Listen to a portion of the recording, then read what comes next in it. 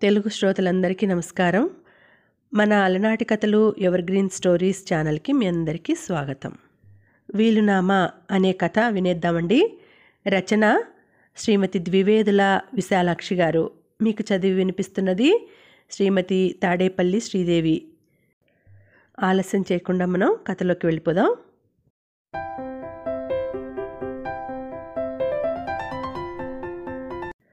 ఇంకా కనుచీకటి ఉండగానే అవ్వ లేచింది. నీళ్ల చెంబుని 2 చేతులా పట్టుకుని 2 అడుగులు వేసింది. ఆ బరువుకి ఆపుకోలేక ముందుకి తూలి పడబోయి చేతిలోని చెంబు వదిలి నేలకి చెయ్యి ఆనిచ్చి నిలవరించుకుంది. పెద్దగా శబ్దం చేస్తూ చెంబు నేల మీద పడి సగానికి పైగా నీళ్లు ఒలికిపోయాయి. మిగిలిన నీళ్లతో ఉన్న చెంబును కుడి చేత్తో అలాగే నేల మీద ఈడుస్తూ ఎడమ చెయ్యి నేలకి ఆంచుతూ ముందుకు అడుగు కదిపింది ముసలవ్వ. చెంబు పడ్డ శబ్దానికి నిద్రలోంచి త్రుళ్ళిపడి లేచిన ఇంటావిడ నిద్రాభంగానికి విసుక్కుంటూ, అవా అప్పుడే లేచి కూర్చున్నావా? చలి గడగడలాడిస్తున్నది కదా, మరి కాసేపు పడుకుంటే ఏం మునిగిపోతుంది? ఇంత చీకట్లోనే లేచి నువ్వు ఆ గుమ్మం కడక్కపోతే ఊడిపోతుందా అంది. అవ్వకి ఆ మాటలేమీ వినపడలేదు. తెల్లవారకుండా గుమ్మాన నీళ్లు జల్లి ముగ్గు పెట్టడం ఆమెకి జ్ఞానం తెలిసిన నాటి నుండి చేస్తున్న పని. మిగిలిన జీవితంలోని విషయాలు అలవాట్లు చాలా మర్చిపోయినా ఇటువంటి 1-2 విషయాలు మాత్రం ఆమెకి మరుపున పడలేదు. ఎప్పుడో బారెడు ఎండ ఎక్కాక పని మనిషి వచ్చి కడుగుతుందని ఆమె చూస్తూ ఊరుకోలేదు. 2 చేతులు 2 కాళ్లతో అలా ప్రాక్కుంటూ గుమ్మం దగ్గరికి వెళ్తుంటే ఆమెకి లీలగా ఏవో జ్ఞాపకాలు మనసులో కదిలాయి. అదివరలో ఎవరో ఎప్పుడో ఇలాగే నడుస్తుంటే తను చూసి నవ్వినట్లు గుర్తుకు వచ్చింది. కానీ ఎవరు ఇలా నడవగా చూసింది? తనకెంతో ఆత్మీయమైన వ్యక్తే. మరి ఎలా మర్చిపోయింది? ఆ వ్యక్తి ఎవరో ముసలవ్వకి ఒకంతటగాని జ్ఞాపకం రాలేదు. తన మెదడులో మిగిలిన శక్తినంతా వినియోగించి ఆ విషయాన్ని గుర్తు చేసుకోవాలని ఎంతగానో ప్రయత్నించింది. ఎందుకు గుర్తుకు రాకుండా ఉంది? తనెలా మర్చిపోయింది? అవ్వ ఆలోచిస్తూనే ఉంది. అలవాటు పడిన చేతులు పని చేసుకుపోతున్నాయి. ఒక చేత్తో నీళ్ల చెంబు ఎత్తి గుమ్మం ముందు నీళ్లు చల్లాలని ప్రయత్నించింది అవ్వ. పుల్లలాంటి ఆ చేతులు చలికి వణికిపోతున్నాయి. చల్లని నీళ్లు తగిలి వేళ్లు కొంకర్లు పోతున్నాయి. చెంబులో నీళ్లన్నీ దిమ్మరించినట్లు ఒకే చోట పడిపోయాయి. ఆ బురదలో చతికిలబడి ముగ్గులు పెట్టింది అవ్వ. కంటి చూపు సరిగ్గా ఆనక, చెయ్యి నిదానం లేక చిన్నపిల్లలు ఆడుకునే వెన్నెల పోగుల్లా ఉన్నాయి ఆ ముగ్గులు. ఒకానొక కాలంలో ముచ్చటైన ముత్యాల ముగ్గులు తీర్చిదిద్దిన చెయ్యి అది అని ఆ ముగ్గులు చూసినవారు ఎవరైనా ఇట్టే పోల్చుకోవచ్చు. ముగ్గుల పని పూర్తి చేసి చెంబుని ఒక చేత్తో ఈడుస్తూ ముసలవ్వ ఇంటిలోకి తిరుగు ప్రయాణం మొదలుపెట్టింది. గుర్తురాని వ్యక్తి కోసం ఆమె మెదడు ఇంకా గాలిస్తూనే ఉంది. అంతలో ఆమె కళ్ళ ముందు ఏదో రూపం తళుక్కున మెరిసింది. ఆ వెలుగులో ఆ వ్యక్తి తన మనవరాలి కొడుకు కృష్ణుడు అని అవ్వ పోల్చుకుంది.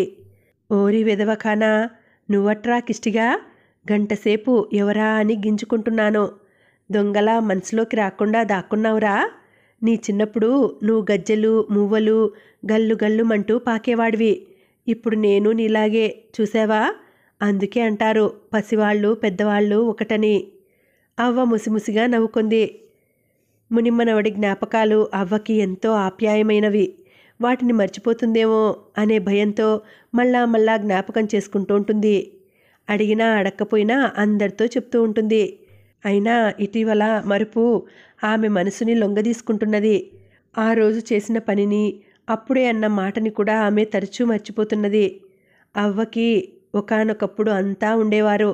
తల్లి తండ్రి అత్త మామ మరిది ఆడబిడ్డ అంతా కాలం పిలుపు అందుకుంటూ ఒక్కొక్కరే తరలిపోయారు. ఆ వరుసలోంచి ఎలాగో అవ్వ పక్కకి తప్పిపోయింది. పరుగులు తీస్తున్న మృత్యుదేవత ఆమెని మర్చిపోయింది. ఆమె కట్టుకున్న భర్త మరణం చూసింది. కన్న బిడ్డల చావులు చూసింది. తను మాత్రం అన్నీ చూస్తూ ఉండిపోయింది. 4 పిల్లల తండ్రి ఆమె కొడుకు భార్యాబిడ్డలతో గోదావరి దాటుతూ బోటు తలక్రిందులై జాడ తెలియకుండా అంతా నదిలో కొట్టుకుపోయారు. తొలి కానుపుతోటే తన బ్రతుకును పూర్తి చేసుకుని కన్ను మూసింది కూతురు. అయినా అవ్వకి చావు రాలేదు. ఆ తల్లి లేని బిడ్డ అవ్వ మనవరాలు ఎక్కడో నాయనమ్మ దగ్గర పెరిగి పెద్దదై ఓ ఇంటి కోడలైంది. పాతికేళ్లకి పూర్వం అవ్వ చావు బ్రతుకుల మధ్య ఉండగా కబురు తెలిసి చూసిపోవాలని వచ్చింది. మనమరాలి కొడుకులో తన కొడుకు రూపు చూసింది అవ్వ. అమ్మడు, వీడిని నా దగ్గర వదిలిపెట్టవే, ముసలిముండను, ఒక్కదాన్నే ఉండలేక చస్తున్నాను. కష్టపడి 10 ఏళ్లు పెంచానంటే కాలికి చేతికి అవుతాడు అంది అవ్వ ఆశగా. ఈ ముసల్ది ఈ రోగం గడిచి బ్రతికి చచ్చేనా, ఎందుకు కాదని వాదం చేసుకోవడం అనుకుని అలాగే అంది మనమరాలు. అవ్వ నిజంగానే చచ్చి బ్రతికింది. మాటిచ్చావు, కాదంటే ఒప్పుకునేది లేదు అంటూ మనమరాలితో వాదన పెట్టుకుంది.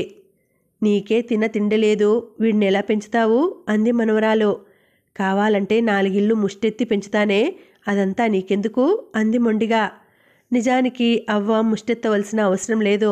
ఆమెకి ఆ పల్లెటూరులో ఒక పూరిల్లు ఉంది. 2 మడిచెక్క ఇల్లులున్నాయి.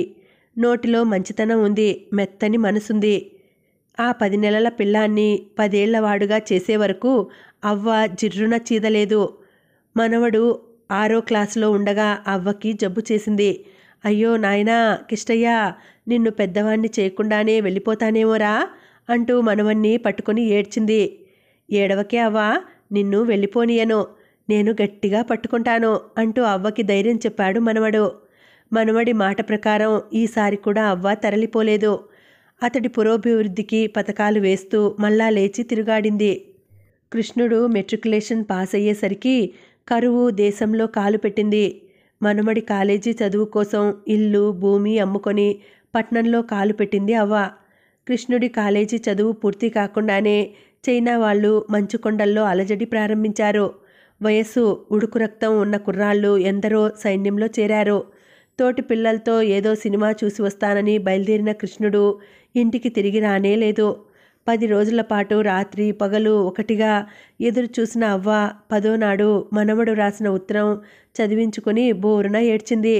అయ్యో నాయనా, నీకీ బుద్ధి ఎందుకు పుట్టిందిరా, నీకేం తక్కువ చేశాన్రా అని కుమిలి కుమిలి ఏడ్చింది. ఏడాది నాడు మనవడు యూనిఫారంలో వచ్చి కళ్ళబడేసరికి ప్రపంచాధిపత్యమే పొందినట్లు పొంగిపోయింది. ఎప్పుడో ఓ రోజు నువ్వింత గొప్పవాడివి అవుతావని నాకు తెలుసురా కిష్టయ్య అంటూ మనవన్ని చూసుకుని మురిసిపోయింది.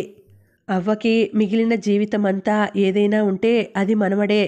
ఆమెకు సంతోషం కలిగించే విషయాలు అతడి జ్ఞాపకాలే. అటువంటి మనవడి గురించి కూడా అవ్వ ఆ రోజు మర్చిపోయిందంటే ఆ తప్పు ఆమెది కాదు, వయసు తెస్తున్న ముప్పు అది. అవ్వ ఆలోచనల మధ్య ఊగుతుండగానే బళ్ళున తెల్లవారింది. వరండా చివరికి ఎండ జరజరా ప్రాకుతూ వచ్చింది.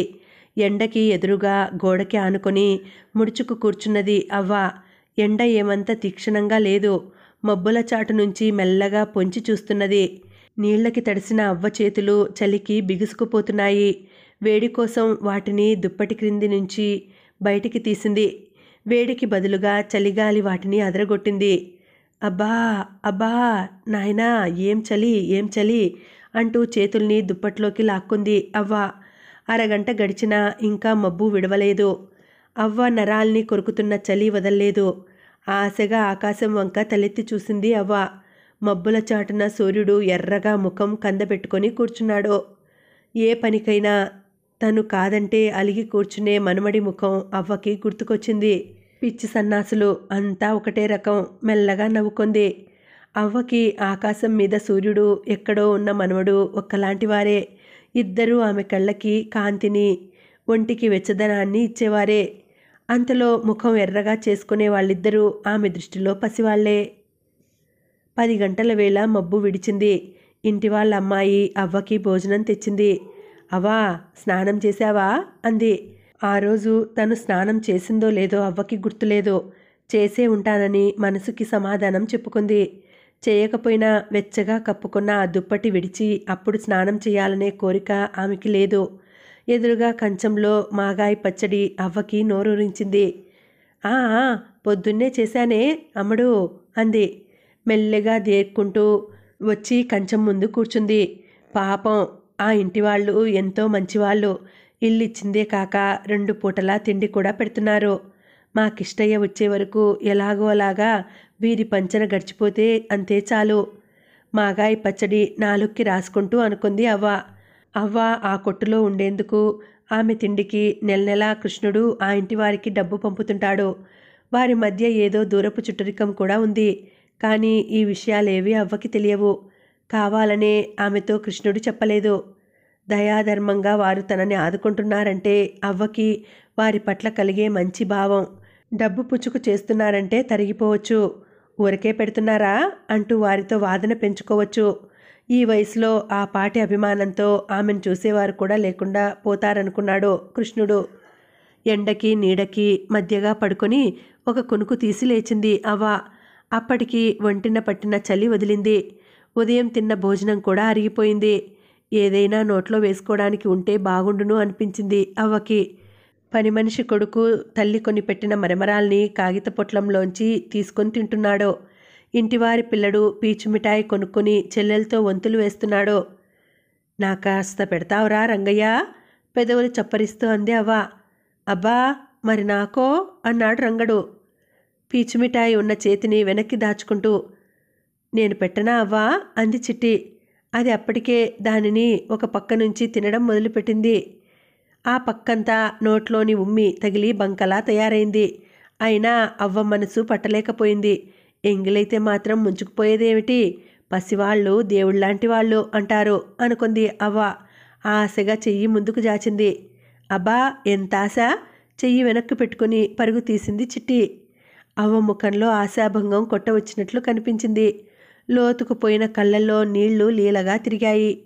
డబ్బు కోసం గుమ్మం దగ్గర నిలబడి ఉన్న పీచు మిఠాయి వాడికి ఇంటి దగ్గర ఉన్న తల్లి గుర్తుకొచ్చింది. ఇంత ముద్ద తీసి అవ్వ చేతిలో పెట్టాడు. మా నాయనే, మా నాయనే అంటూ సంతోషంగా దానిని అందుకుంది అవ్వ. అవ్వ తన బోసి నోటితో తీయ తీయని పీచు మిఠాయిని లొట్టలు వేస్తూ తింటుంటే, అవ్వా నేను గుర్తున్నానా అంటూ కనకం వచ్చింది. ఎవరు పిల్ల, ఎప్పుడో చూశానే నిన్ను అంది అవ్వ జ్ఞాపకం చేసుకుంటూ. ఎప్పుడో చూడ్డమేమిటవ్వా, నేను కనకాన్ని, మీ కిష్టిగాడు నేను ఆడుకునేవారిమి. నువ్వు మా ఇద్దరికీ కొబ్బరిపాకం అటుకులు పెట్టేదానివి గుర్తులేదా? 4 ఏళ్ల కిందటి దాకా నేను మీ ఇంటి పక్కనే ఉండేదాన్ని కదా, అప్పుడే మర్చిపోయావా అంది కనకం తనెవరో గుర్తు చేస్తూ. అయ్యో నా తల్లి, నువ్వంటే కనకం, ముసల్దాన్ని అయిపోయాను చూడు. ఏ విషయం బొత్తిగా జ్ఞాపకం ఉండటం లేదు. నువ్వు మర్చిపోయినా నేను మర్చిపోన్లే. చేతికి గోరంటాకు పెట్టుకున్నప్పుడల్లా నువ్వు జ్ఞాపకం వస్తావు. అట్ల తదియే వచ్చిందంటే ఎంతో ఓపిగ్గా ఆకంతా మెత్తగా నూరి ఎంతో అందంగా చేతికి గోరింట పెట్టేదానివి. అవునే కనకం, ఇప్పుడు గుర్తుకొస్తున్నది. ఒకసారి నీతో పాటు కిష్టిగాడికి కూడా గోరింట పెడితే ఆడబ్బాయి అని నువ్వు ఉడికించావు. అప్పుడు వాడేదో చేశాడు కదూ. ఏదో చేయడమేమిటి, అట్ల తేదీయ నాటి రాత్రి నా పువ్వుల జడంతా కత్తిరించి పోగులు పెడితే ఆ జ్ఞాపకాలని హరాయించుకోలేకపోయింది కనకం. బాధతో ఆమె గొంతుక పూడుకుపోయింది. వెంటనే ఆ మాటని మారుస్తూ, అవా నీ మనవడు ఈ మధ్య మళ్ళా వస్తాడా అని ప్రశ్నించింది. ఏమోనే తల్లి, ఏం చెప్పేది. కిందటిసారి నాకు జబ్బు చేసినప్పుడు వాడు సెలవు పెట్టి అంత దూరం నుంచి ఆద్రా బాద్రా వస్తే చావకుండా బ్రతికిపోయానని కోపం తెచ్చుకున్నాడు. నీకేం పోయిందవ్వా, 4 నెలలకోసారి సరిసరి అంటావు, రాకపోతే రాలేదని బాధపడతావని బోల్డ్ సొమ్ము ఖర్చు పెట్టుకొని నేను వస్తే అంటూ చిందులు తొక్కాడే. చూడమ్మడు, చావు కిన్ని చావులుంటాయా చెప్పు. అంతా చచ్చిపోయేది ఒక్కసారే కానీ 10 సార్లు చావురు కదా. చస్తే ఏముంది చెప్పు. మరో 4 ఏళ్ల పాటు బ్రతికుండి వాడి పెళ్ళి పేరంటం చూడాలని వాడి కడుపునో కాయ కాస్తే వాడికన్నా నాకెవరున్నారు చెప్పు.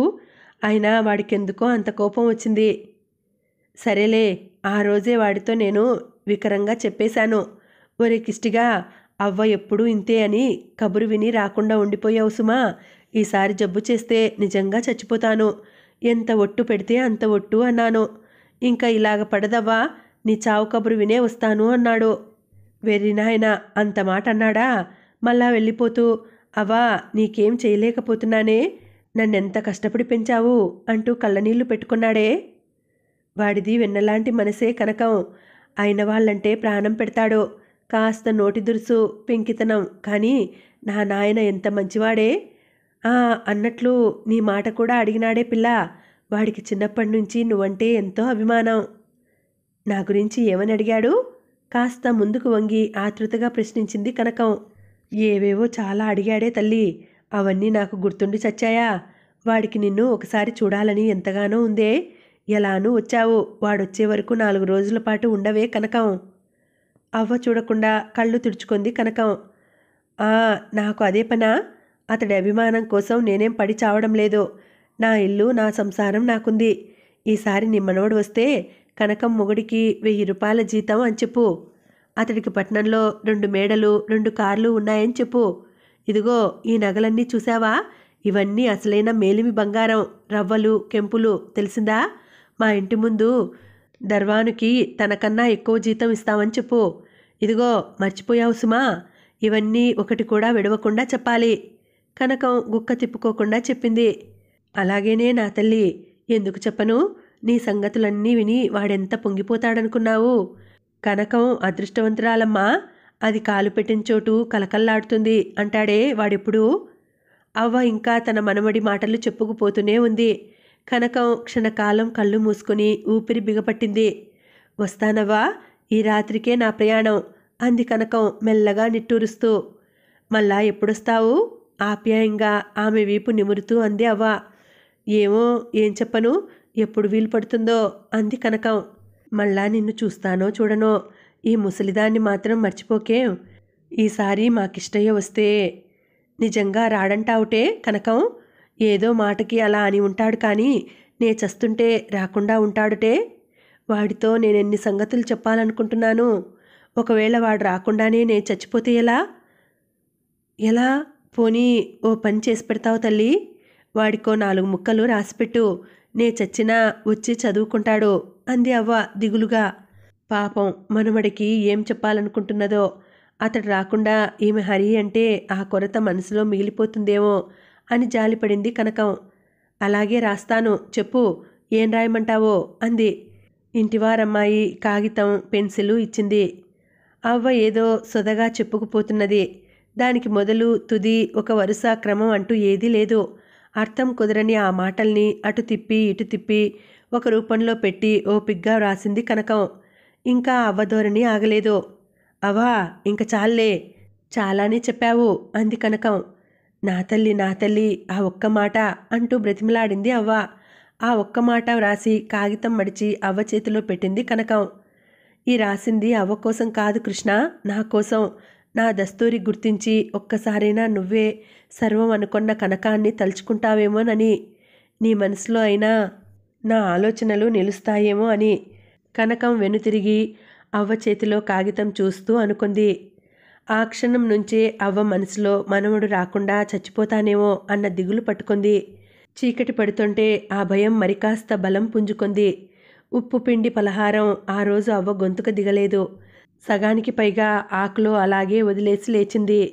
ఏమవ్వా, అంతా వదిలి లేచావేం? నీకెంతో ఇష్టమని చల్లపోసి ఉప్పు పిండి చేశాను అంది ఇంటావిడ. ఒంట్లో సరిగా లేదా అన్నాడు ఇంటాయన. వారి మాటలు అవ్వకి మరీ భయం కలుగజేశాయి.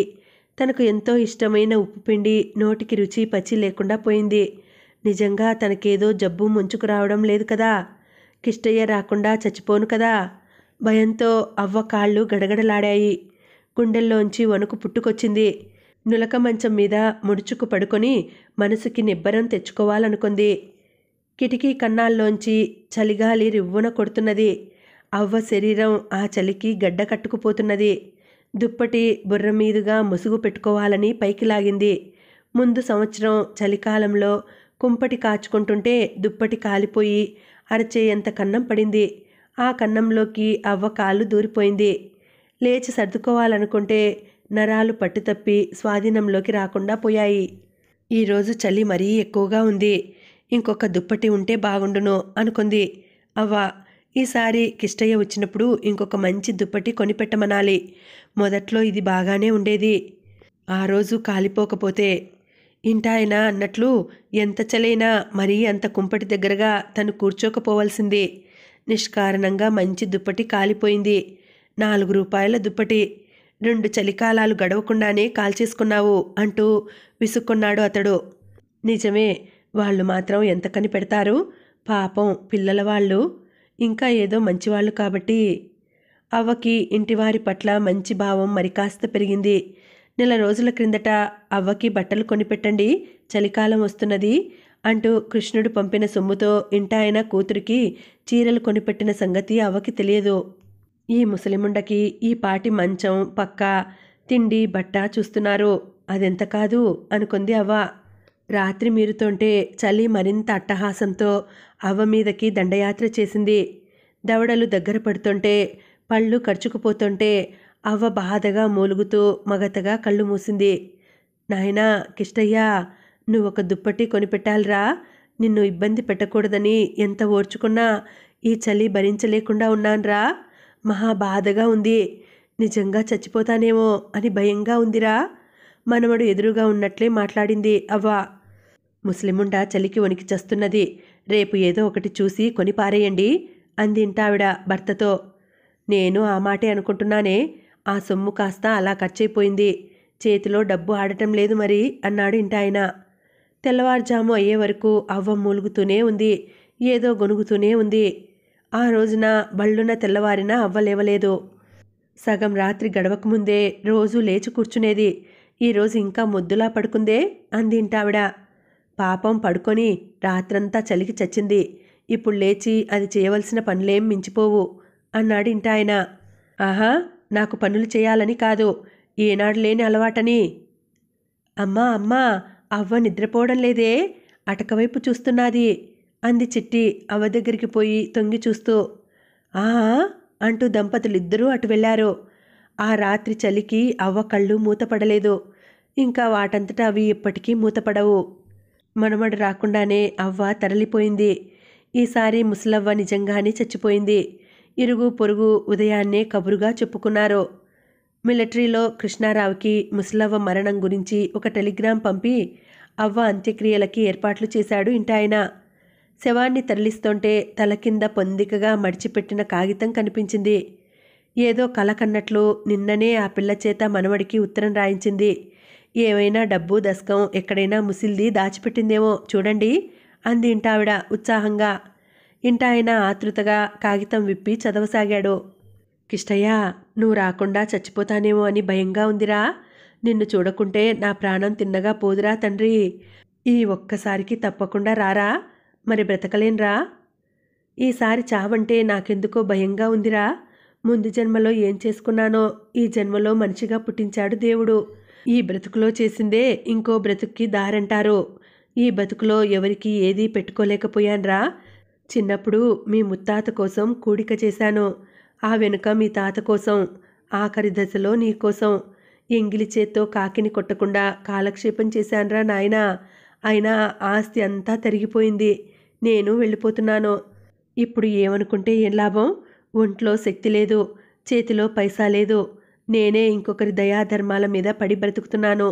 దానాలు ధర్మాలు ఏం చేస్తాను చెప్పు. ఆ మధ్య నువ్వు వచ్చినప్పుడు ఒక కోడిపెట్ట మన గుమ్మం ముందు తిరుగాడేది గుర్తుందా?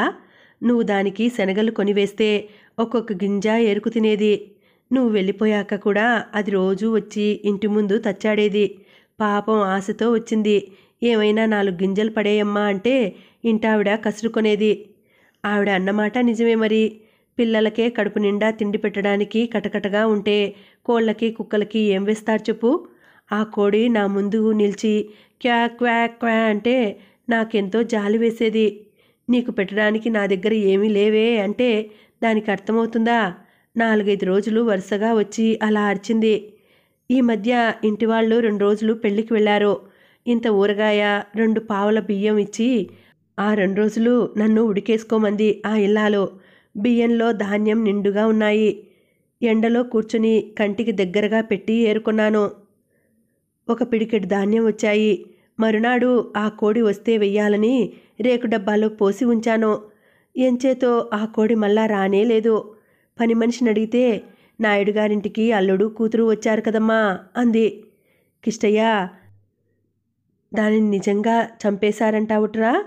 మరీ దారుణంరా. నువ్వు వెళ్ళాక పిల్లల్ని కూడా వెంట పెట్టుకొచ్చేది. ఎవరైనా పిల్లల కోడిని తిండి కోసం చంపుకుంటారట్రా? ఏదో జబ్బుపడి ఉంటుంది. మళ్ళా లేచి తిరిగాక అదే వస్తుంది. నేను ఉన్నా లేకపోయినా అది మళ్ళా వస్తే ఆ రేకు డబ్బాలోని ధాన్యపు గింజలు దానికి వెయ్యాలిరా. మర్చిపోవు కదూ. ఇందాక ఆ పీచు మిఠాయి వాడు కానీ డబ్బు పుచ్చుకోకుండా ఇంత మిఠాయి పెట్టాడ్రా. పాపం ఎంతో మంచివాడిలా ఉన్నాడు. వాడి లాల్చీ అంతా చినిగిపోయి ఉంది. ఈ చలిలో ఎలా తిరుగుతున్నాడో ఏమో. నా దుప్పటి ఉంది చూశావు, అక్కడ కాలి కన్నం పడినా చాలా మంచి బట్టరా. ఇంకా కొని నిండా 4 ఏళ్లైనా కాలేదు. ఒక్కసారి ఉతుక్కిపోయిందంటే ఆ బురదంతా పోతుందిరా. ఉట్టి ఎర్రమట్టి, రోడ్డు బురద, అంతకన్నా మరేం లేదు. దాన్ని వాడికిచ్చేసేయి. పాపం పేదవాడు, కప్పుకుంటాడు. ఈ వీధిలో కాలు విరిగిన నల్ల కుక్క ఉంది చూశావు, రోజు అరుగు మీద ఎండకి ఆ వారగా పడుకుంటుంది. ఏమిటండి ఈ సోది? ఈ కుక్కలు నక్కలు గురించి కాక ఇంకేం రాయలేదా? దీని ఆస్తి బంగారంగాను దాచిపెట్టిందంట పిడికెడు ధాన్యం, ఓ చింకి దుప్పటి అంది ఇంటావిడ విసుగుతో. ఇదిగో ఇక్కడ పెరట్లో ఏదో దాచానని అంటున్నది, చదవని అన్నాడు ఇంటాయన ఆఖరి పేర చూస్తూ. కిష్టయ్య, నీకోసం నేనేం దాచలేకపోయాన్రా తండ్రి. నాకున్నదంతా నువ్వే. ఇంకేం పెట్టను చెప్పు నీకు? ఒక్క వస్తువు మాత్రం దాచి ఉంచాన్రా. నీ చిన్నప్పుడు పలకసరి గొలుసులో పతకం ఉండేది. దానిలోని పులిగోర్లు ఎర్ర కాగితంలో పొట్లం కట్టి కర్రపెట్టెలో అడుగున పెట్టాను. భద్రం సుమా, వాటిని జాగ్రత్తగా తీసి దాచు. నీకు కొడుకు పుడితే వాడికి పులిగోరు పతకం చేయించు. ముత్తవ్వ ఇచ్చిందని చెప్పు, మర్చిపోకేం. నువ్వు వాటిని తీసుకోకపోతే నా మీద ఒట్టేసుమా. నే చచ్చినంత ఒట్టు. నాకు తెలుసురా కిష్టయ్య, నీ మనసు వెన్నలాంటిది. నేనంటే నీకెంత అభిమానం. నే చెప్పినట్లు చేస్తావు కదూ. కాగితం మడిచి వీధి వైపు చూశాడు ఇంటాయన. ఆ శతవృద్ధురాలి కాయం అంతిమయాత్రకు సిద్ధంగా ఉంది. మనవడు రాకుండానే ముసలవ్వ తరలిపోయింది. ఇది వరకులా కాకుండా ఈసారి నిజంగానే చచ్చిపోయింది. ఎక్కడో ఉన్న ఆ మనవడికి అవ్వ అంతిమ కోరికలు ఉన్న ఆ కాగితాన్ని పోస్టు చేశాడు ఇంటాయన. స్నేహితులతో టీ తీసుకుంటూ ఉండగా ఆ ఉత్తరం కృష్ణారావుకి అందింది. ఒకసారి పైనుంచి క్రింద వరకు చదివి కాగితాన్ని అటూ ఇటూ తిప్పి చూసి మౌనంగా జేబులో మడిచిపెట్టుకున్నాడు మనవడు. అవ్వ చచ్చిన నక్షత్రం మంచిది కాదని ఆ ఇంటివారు 4 నెలల పాటు ఇల్లు వదిలి వెళ్ళిపోయారు. వారు తిరిగి వచ్చేసరికి అవ్వ దుప్పటి చెదలు తినేసింది. డబ్బాలో ధాన్యపు గింజలు ముక్కిపోయాయి. తన ఆఖరి కోరిక తీరిందో లేదో చూసేందుకు అవ్వ ఆ ఇంట్లో లేదు. ఆ లోకంలోంచి చూసిందో లేదో ఎవరు చెప్పగలరు? సమాప్తం. మన వీడియోస్ కనుక మీకు నచ్చినట్లయితే తప్పకుండా లైక్ చేయడం మాత్రం మర్చిపోవద్దండి. అలాగే మన వీడియోస్ని మీ ఫ్రెండ్స్కి, రిలేటివ్స్కి షేర్ చేయండి. ఇంకా ఎవరైనా మన ఛానల్ సబ్స్క్రైబ్ చేసుకోకుండా ఉంటే తప్పకుండా సబ్స్క్రైబ్ చేసుకునే చూడండి. మళ్ళీ వచ్చే వీడియోలో కలుసుకుంటానండి. అంతవరకు సెలవు. నమస్తే.